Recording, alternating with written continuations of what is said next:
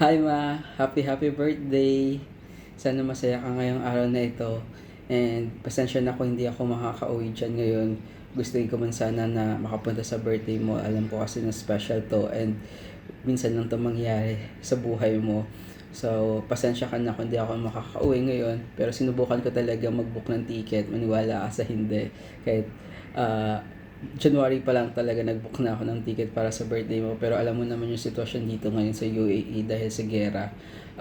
Nagtaas yung presyo ng mga ticket. Tapos isa pa, canceled yung mga flight lalo na sa Cebu Pacific sa Philippine Airlines.